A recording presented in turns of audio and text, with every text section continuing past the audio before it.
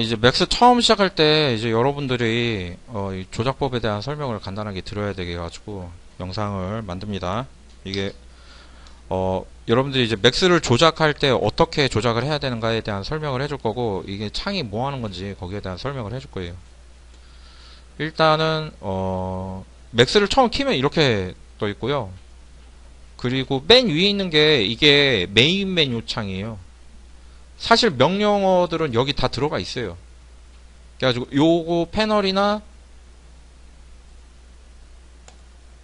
자, 요 패널이나 아니면은 왼쪽 패널이나 오른쪽 패널 이런 거를 패널이라고 하고, 그리고 여기 가운데 있는 거를 요거를 뷰포트라고 하고, 요 하단에 있는 거를 타임라인이라고 해요. 요거 이 타임라인은 뭐 하는 거냐면은, 우리가 이제 여기에 뭐 박스 같은 거를 하나를 둔다고 치면은 이 박스가 여기 원래 가만히 있는데, 근데 이거를 나는 이따가 20 정도 갔을 때 이거를 이쪽에다가 옮겨 놓고 싶다 그러면은 이쪽에다 옮겨 가지고 이렇게 놓고, 이거를 다시 또 여기다가 이렇게 놓으면 이렇게 왔다 갔다 거리게, 그지? 바로 볼 수 있죠. 그래가지고 타임라인까지 바로 나와 있을 수 있기 때문에 뭐 이런 거를 기준으로 해두는데, 자, 일단 끄고, 자, 끄고. 그래가지고 요게 뷰포트라고 해가지고 이 뷰포트에서 여러분들이 이제 이 오른쪽에 있는 이 패널, 크리에이트 패널을 이용해가지고 박스를 클릭하고 드래그해서 이쪽에다가 이렇게 드래그해서 박스를 만들거나 간단히 해볼 수 있죠. 또는 만든 박스를 Q, 요게 선택입니다. 선택 Q를 누르고 이거를 찍어주면, 단축키가 Q라는 말입니다. 키보드에서 Q를 누르면 이렇게 선택이 되고요. Q 계속 누르면 Q가 이게 계속 바뀝니다. 방식이 계속 바뀌는데, 보통 일반적으로 저는 네모를 흔히 즐겨 쓰고요. 이게 선택해서 그 다음에 W, 이동이 이렇게, 이 화살표 방향, 그지? 파란색 화살표 방향은 상하, 빨간색 화살표 방향은 좌우, 이 녹색 화살표 방향은 전후, 앞뒤, 이렇게 볼 수 있어요. 처음에 여러분들이 맥스를 띄워놓고 보면 오른쪽 위쪽 창에 조그만하게 박스 모양이 나오는데, 이걸 뭐라고 하냐면 큐브 박스라고 합니다. 우클릭하고 큐브 박스의 이 뷰, 얘를 이제 설정을 바꿀 수 있거든요. 컴피규 들어가서 이게 뷰 큐브라고 하는데, 이 뷰 큐브를 쇼를 끄고 어플라이를 눌러버리면 이게 사라져버려요. 이렇게. 그래가지고 나 이거 보고 앞면 뒷면 확인해야 되는데 했는데 이게 없어졌단 말이야. 그럼 이거 어떻게 키우냐면요, 스탠다드의 뷰 포트 글로벌 세팅 들어가면 여기 끝에쯤에 뷰 큐브라고 있습니다. 이거 쇼를 다시 활성화시키고 어플라이 해주면 켜져요. 그리고 이거 너무 작잖아. 글자도 안 보이거든. 뷰 큐브 선택한 다음에 노멀 선택하시고 어플라이 해주세요. 그래야 이제 프론트 글자라도 보이거든요. 그리고 이제 작업하려고 하는데, 요거를 이제 우리가 그 화면을 컨트롤 할 수 있어야 되거든요. 그러니까 이를테면 이렇게 움직이거나 아니면 이렇게 회전하거나 이렇게 그 주민 줌아웃을 해야 되는데, 그게 각각 어떻게 되냐면, 클릭하고 드래그 하는 거는 마우스 가운데 버튼 클릭하고 드래그 하면 카메라가 이렇게 이동되는데, 이거를 뭐라고 하냐면 펜이라고 해요. 펜.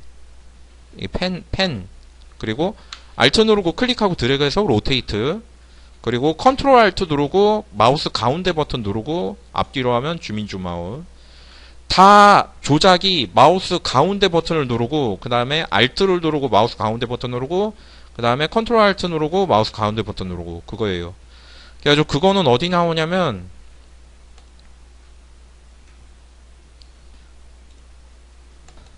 자, 우리 단톡방 보면 단톡방에 이 톡 게시판에 어디가 있냐면 이거를 다 올려놨어요. 맥스 기초 영상, 맥스 설정, 맥스 조작, 오브젝트 편집, 버텍스, 이거, 그리고 요런 게 있는데, 올해 2월 18일에 올린 거, 그리고 맥스 단축키 및 용어 설명, 이거를 저장을 한 다음에 열기를 하면, 이거 너무 커가지고 잘 안 보인다. 글꼴을 바꿔볼게. 18? 잘 보이죠? 자동줄 바꿈.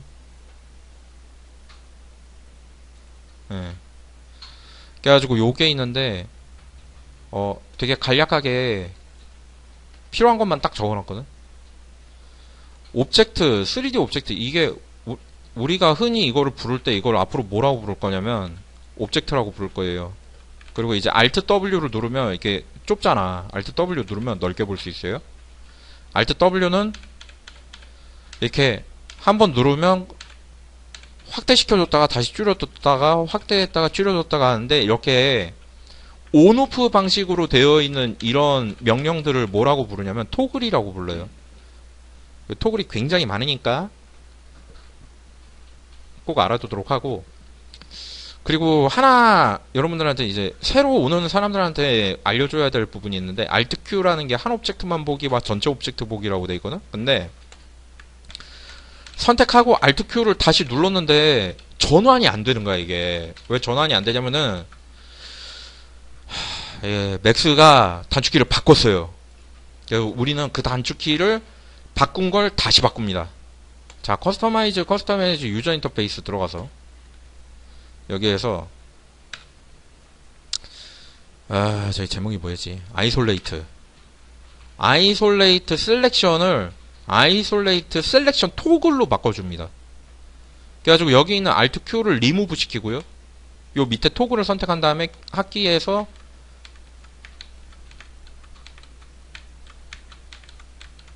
Alt Q를 동시에 누르면 되는데 이거 잘 안 눌리거든요. 그래가지고 여러 번 시도하셔야 됩니다. Alt를 누르고 Q를 눌렀다가 Q 눌렀다 Alt 눌렀다가 동시에 눌러봤다가 계속 시도해야 돼요. 그래가지고 시도해가지고 여기 뜨면 어사인을 누르면, 그러면 이제 내가 여기 적어놓은 것처럼 이게 전환이 돼요. 이렇게 이게 되게 편하거든. 전환되는 게. 전환 안 되면 이거를 쓸 이유가 없습니다. 사실 전환이 안 되면 요 밑에 있는 거 아이솔레이트 셀렉션이라고 있거든요. 이걸 누르면 나갑니다. 자, 그래가지고 그게 Alt Q였고요. 그럼 Alt X 투명하게 보기는 뭐냐면, Alt X 누르면 말 그대로 투명하게 보여요. 겹쳐볼 수 있다.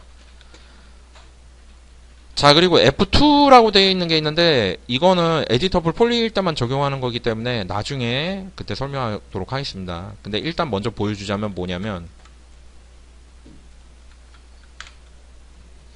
면을 선택할 때 요렇게 빨갛게 나오거든요. 근데 이게 빨갛게 나오기 때문에 뒤에가 안 보이는 거야. 이때 F2를 누르면 뒤를 볼 수 있는 거예요. 이게 F2야. F2.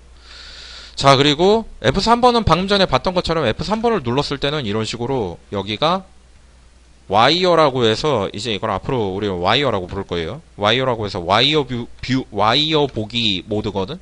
와이어 프레임. 그래가지고 와이어 프레임으로 넘어가게 되면 이렇게 선으로만 된 옵젝트로 보게 되는데, 나중에 여러분들도 이게 이렇게 보는 게 마음이 편하고 되게 좋을 거예요. 지금은 되게 막 멀미나고 뭔지 모르겠고 막 그럴 건데, 저기다 보기 편해지게 될 것이다. 자, 그리고 방금 전에 제가 키를 눌러가지고 여기 외곽선이 생기도록 했는데 이게 F4번이다. 그리고 우리가 일반적으로 옵젝트를 다룰 때는 F4번을 누른 상태를 기준으로 합니다. 이렇게 와이어가 보여지는 상태. 자, 그리고 이제 Z가 뭐냐면, 이렇게 작업하다가 보면은 화면에서 사라질 때가 있어요. 옵젝트가. 그럴 때도 있을 수 있지. Z를 누르면 지금 현재 작업하고 있는 옵젝트를 화면 가운데에 띄움으로써 이거를 바로 보고 작업을 바로 시작할 수 있다. 자, Q는 아까 전에 설명했어요. 선택이고 종류 여러 가지 있고 계속 눌러주면 선택 방식이 변화한다.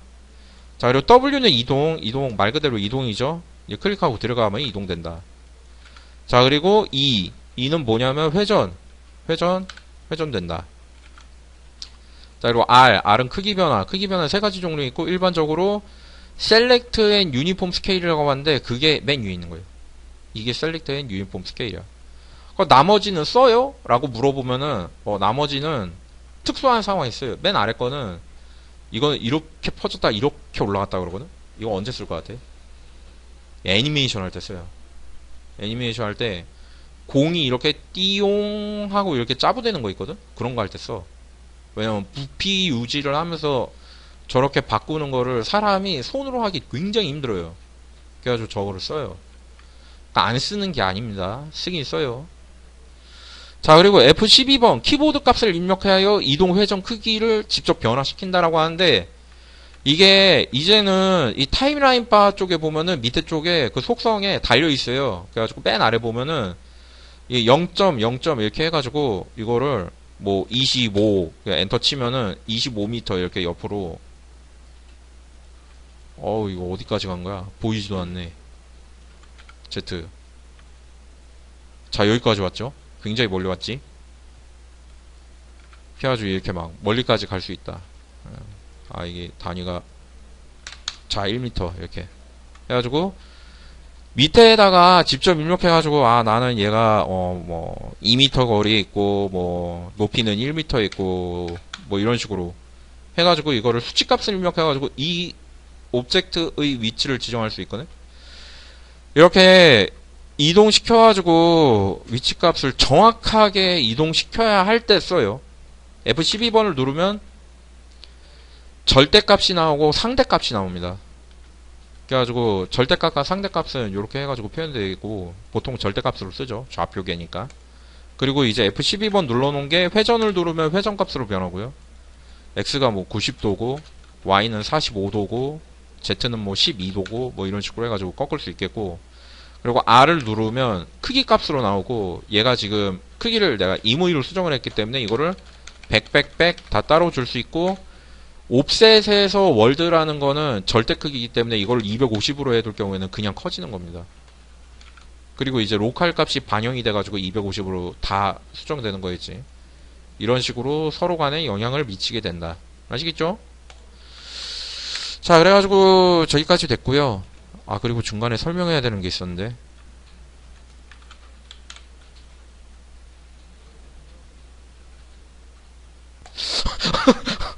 자, 컨트롤 D, 컨트롤 A, 딜리트, 컨트롤 선택, 알트 선택. 이게 보세요. 선택하고 컨트롤 누르고 선택하고 컨트롤 누르고 선택하고 컨트롤 누르고 선택하고 추가 선택이지? 여러 개를 동시에 선택하려면 드래그 해도 돼요. 이렇게 들어간 다음에 딱 띄면 선택되죠. 그리고 하나만 선택하고 나머지는 내가 이거를 안 사용해도 되기 때문에 지워야 될 거야. 그러면 컨트롤 I를 누르면 반전이기 때문에 나머지가 선택이 되는 겁니다. 그래서 여기에 컨트롤 I가 들어가야 돼.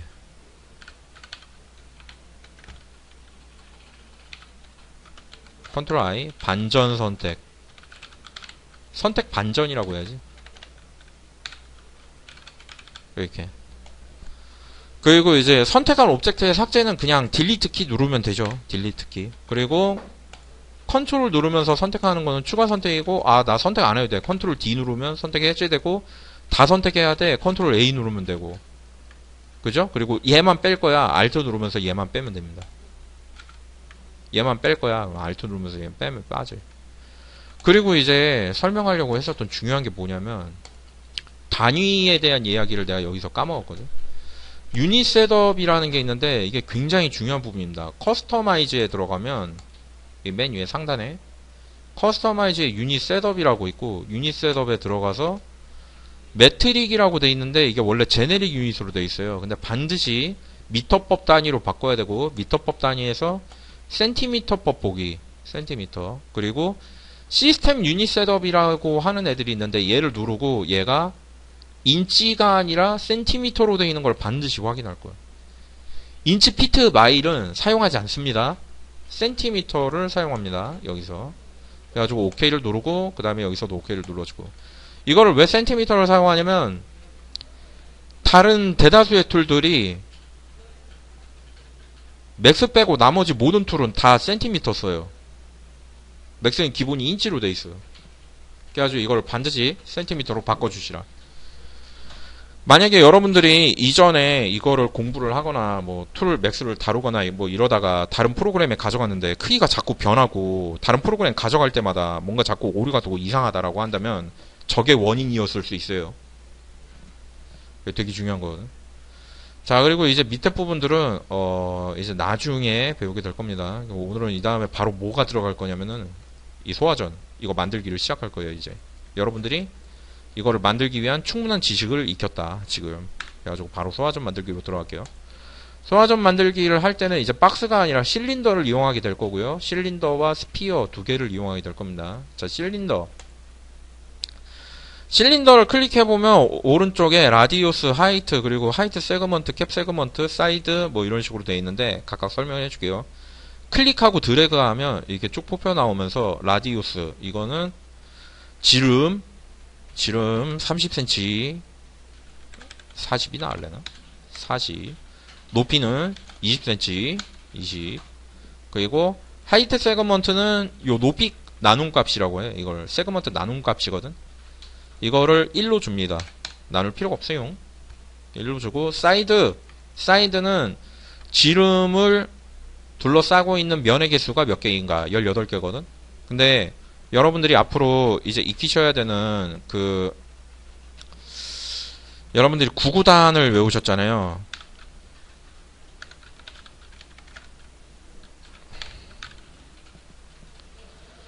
이의 제곱, 2제곱법을 여러분들 익히셔야 되는데 2, 4, 8, 16, 32, 64,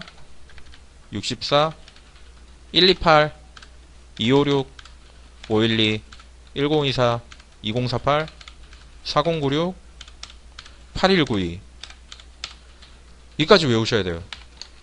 뭐 구구단처럼 그냥 달달달 외우셔야 돼요. 이거 왜 외워야 돼요? 라고 하면은 이게 우리가 텍스처에서 사용할 수 있는 그 단위예요. 이거 이외에는 사용하면 안 돼요. UV를 할 때 무조건 이걸로만 써야 돼. 딴 거는 쓰면 안 돼. 5000 곱하기 5000 써도 되는데, 근데 그 게임에 들어갈 때는 그러니까 4096으로 들어가. 나머지는 뭐예요? 그럼 안 써. 안 쓰기 때문에 필요가 없는 거예요. 그래가지고 이게 왜 안 쓰게 되냐면, 이게 좀 되게 고질적인 문제인데, 처음 시작할 때 이게 사실 256 이상 안 커질 거라고 생각하고 만든 걸로 알고 있거든. 에? IPK 버그? 그거랑 좀 비슷하다고 볼 수 있겠는데, 애초에 이렇게 크게까지 될 거라고는, 라기보다 좀 뭐라 그래야 되지? 지금 설명하기엔 TMI가 되려나? 1분만 줘봐. 1분 동안 설명할게, 이거. 이게 뭐냐면,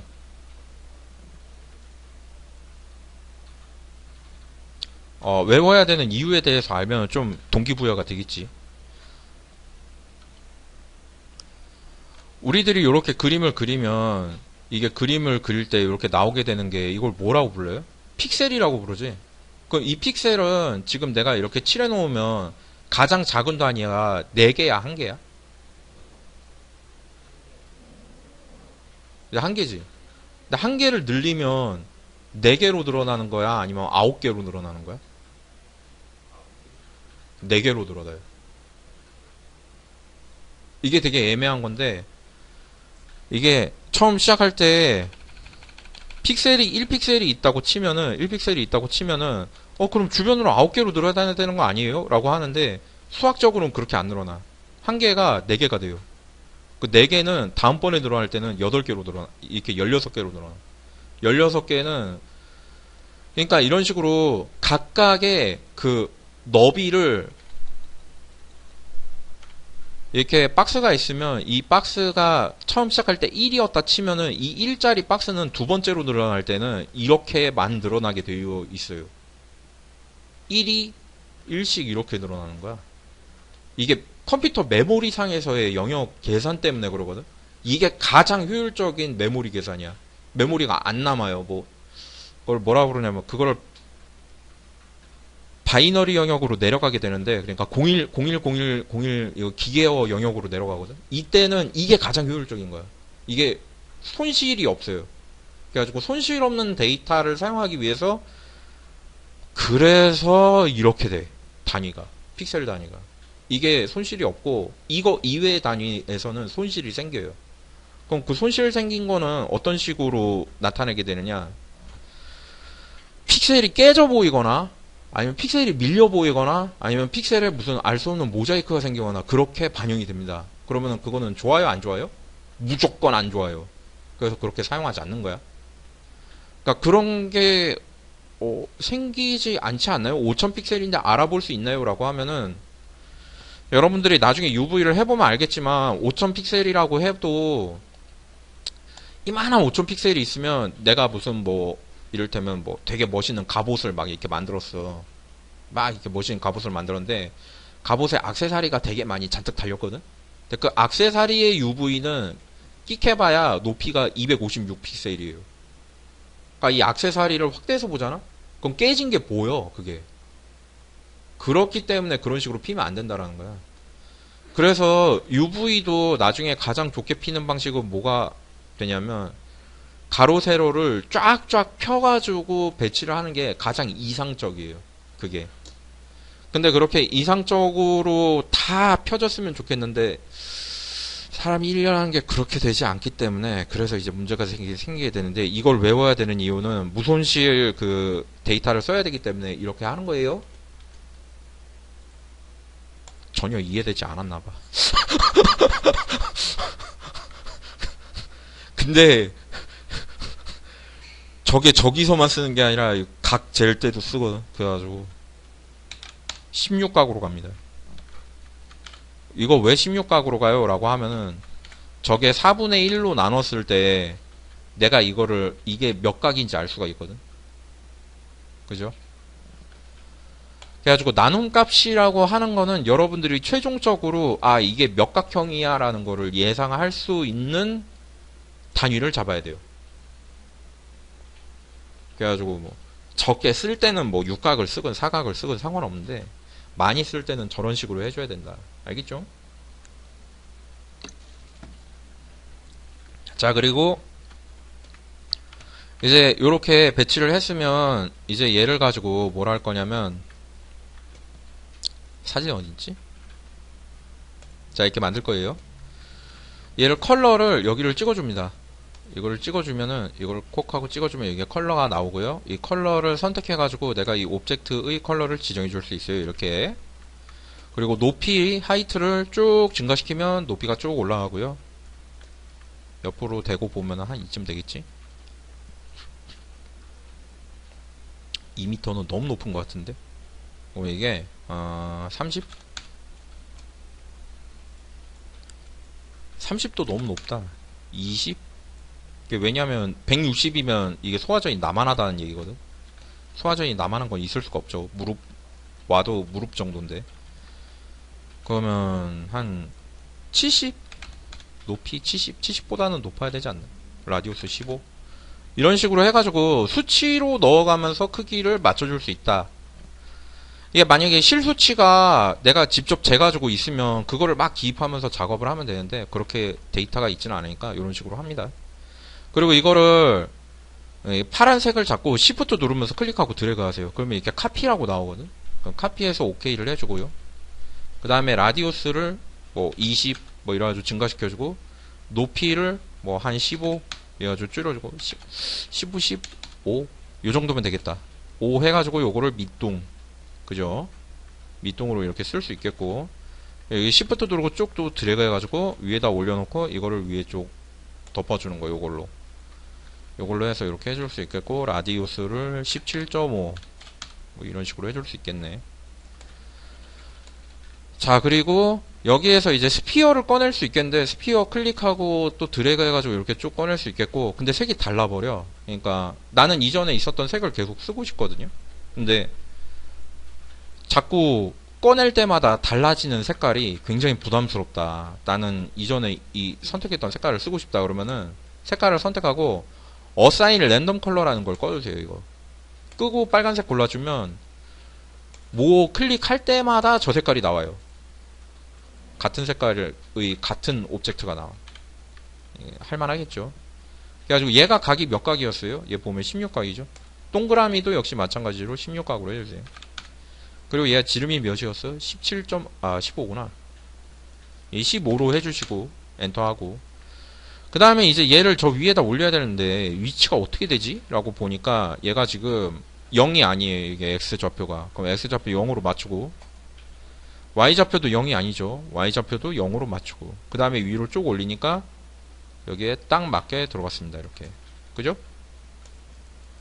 그리고 이제 위에 보니까 위에 뭐가 툭 튀어나온 게 있어. 저거를 만들기 위해서 중간에 만들어 놨던 거 요거를 위에다가 이렇게 싹 모자처럼 씌워주고, 그 다음에 라디우스를 쫙 줄여가지고 위에다가 이렇게 꽁지를 딱 달아주세요. 됐죠? 자, 그리고 이제 그 다음에는 뭘 할 수 있겠냐면 옆에 튀어나온 거랑 앞에 튀어나온 거 이거 두 개 큰 거 요거 만들어 줄게요. 쟤네는 이제 어떻게 하냐면 얘를 각으로 바꿔주시고, 각을 진행을 할 때 여기 옆에 보면 앵글 스냅 토글이라는 게 있습니다. 이거를 클릭해가지고 Shift 누르고 클릭하고 드래그해서 90도 맞춰주고 카피한 다음에 앞으로 이동해주고, 요거를 밑으로 쭉 내려준 다음에 라디우스를 이렇게 바꿔주세요. 그럼 이제 저기처럼 저렇게 달렸지. 저런 식으로 여기 조금 길게 해주고 안쪽으로 이렇게 박히도록 이렇게 해주고, 자, Shift 누르고 또 클릭하고 드래그 한 다음에 이렇게 뽑아주고 카피해주고 라디우스를 줄여주고 그 다음에 하이트 줄여주고. 자, 그리고 이제 요거를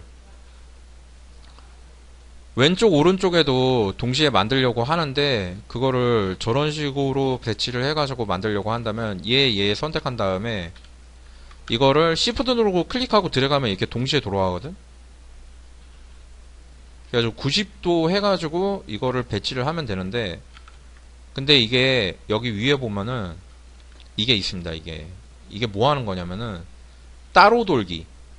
자, 이렇게 따로 돌죠. 같이 돌기. 같이 돌죠. 그리고 맨 아래에 있는 게 중심을 향해서 돌기. 이렇게 되어 있거든. 그러니까 이걸 어떻게 하냐면 중심을 향해서 돌기를 한 다음에 Shift 누르고 클릭하고 들어가가지고 90도 맞추면은 요렇게 한번 돌릴 수 있고, Shift 누르고 드래그해서 90도, 180도 맞추면 요렇게 되는 겁니다.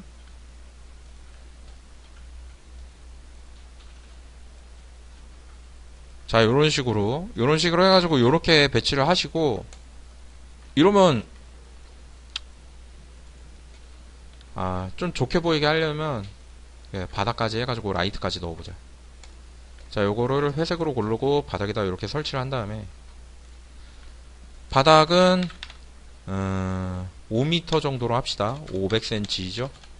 그리고 랭스 세그먼트, 하이트 세그먼트 둘 다 1로 해두고, 그 다음에 이제 간단한 라이트를 설치해가지고 얘가 좀 이쁘게 보이게 하려면 여기에서 위쪽에서 세 번째를 선택한 다음에 스탠다드에서 스카이라이트를 하나 찍고 캐스트 섀도우를 넣어주고 옴니를 선택하고 옴니를 찍어주시고 섀도우를 온 해주시고 위치를 이동해가지고 이거를 이렇게 해두면 Shift Q를 눌렀을 때 이런 식으로 나오게 됩니다.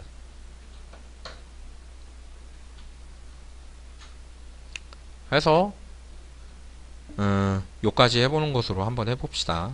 여기까지 해가지고 이렇게 해가지고 Shift F를 누르면 나중에 최종 결과물이 어떻게 나오는지 알 수 있거든요. Shift Q를 누르고 이렇게 찍어주면 됩니다.